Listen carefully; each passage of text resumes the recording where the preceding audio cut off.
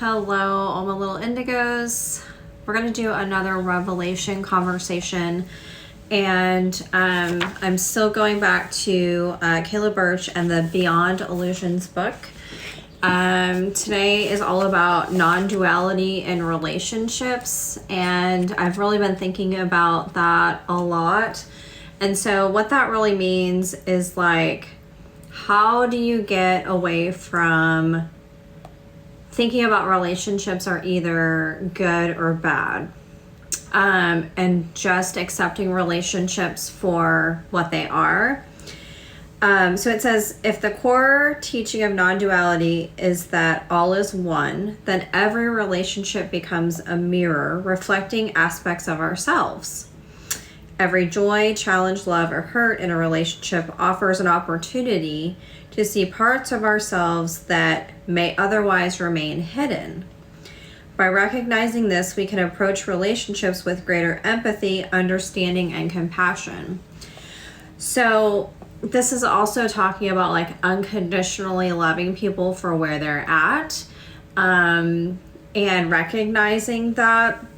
It says that unconditional love arises from a space where we no longer see others as separate entities, but an extension of ourselves. It is a love that is not contingent on behavior, action, or conditions.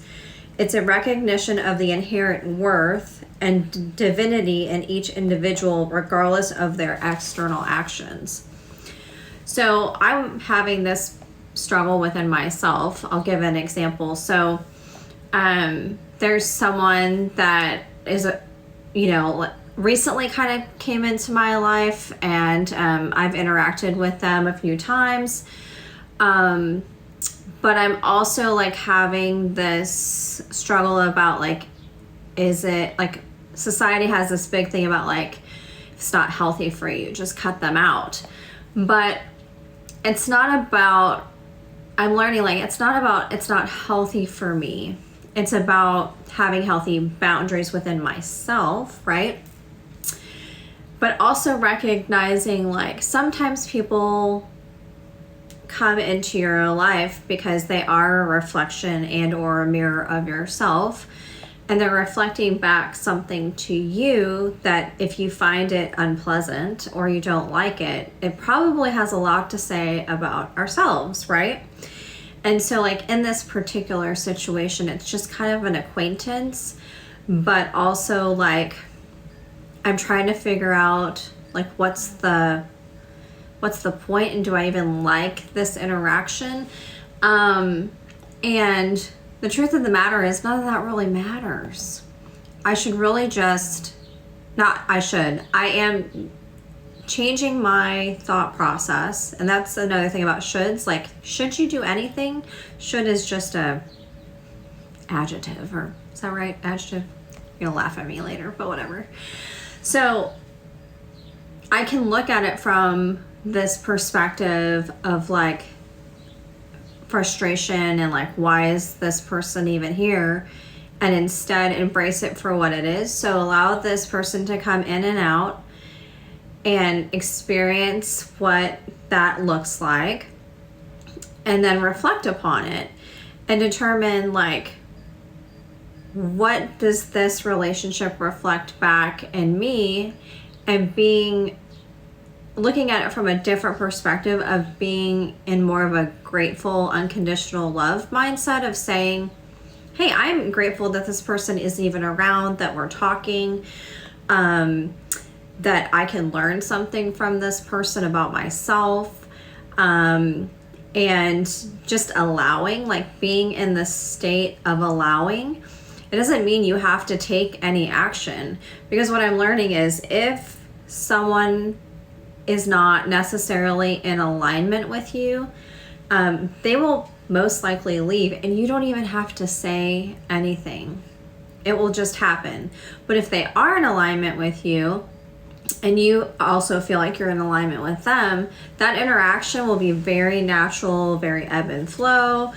And so it's really about just allowing and seeing what happens. And also being mindful of maybe that person has something going on in their life that they're learning from you too, right? And having that wisdom to say, hey, there is a benefit to this relationship. I may not see it right this moment. But looking at it from a different perspective allows me the opportunity to experience something different and outside of my comfort zone, to say and learn about different people, different perspectives, like what's going on with them. Because this person also has like a very, I wouldn't call it a very rigid mindset about things in certain areas of their life.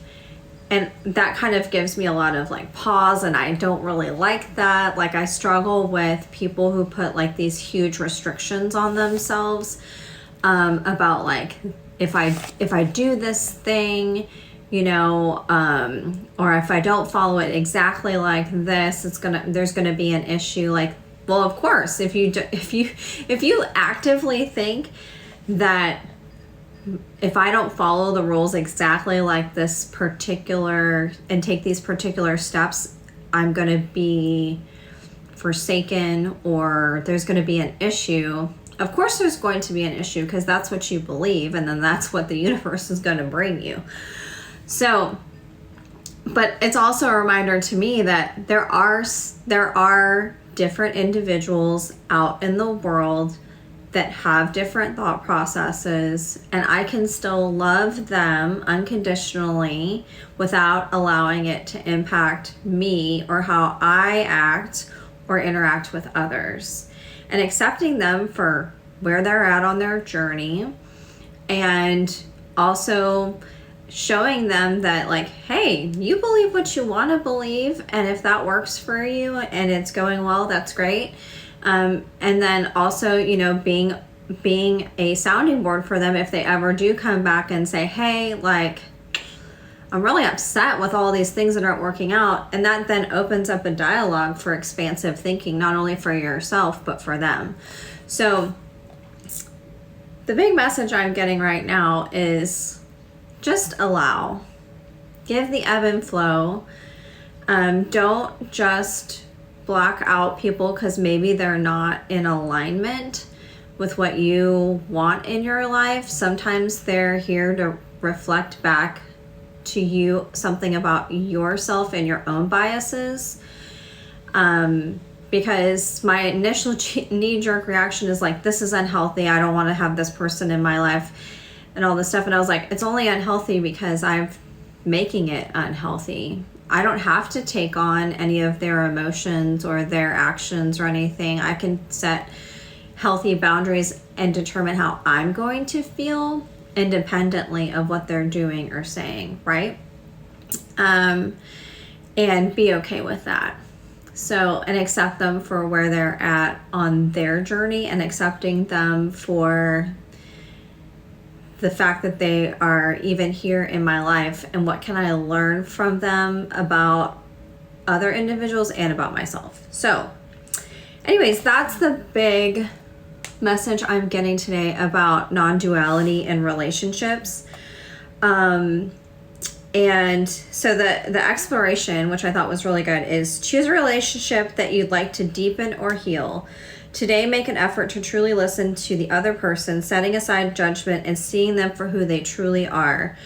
Another manifestation of the same universal essence that resides within you.